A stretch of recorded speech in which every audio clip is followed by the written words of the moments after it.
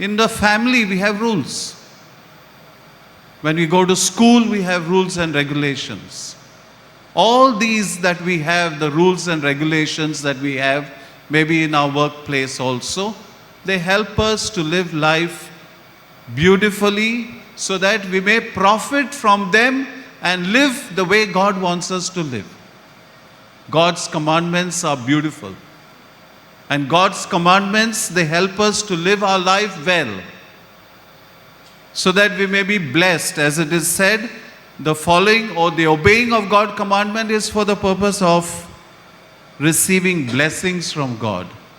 And we are here this evening to receive God's blessings through the intercession of St. Francis Xavier, through the celebration of today's Memoria in honor of St. Lucy, and to ask God to bless us and to show us the light, show us the way to live our life so that we may be peaceful, we may be pleasing to one another, we may experience the love of God, and we may share this love of God with one another.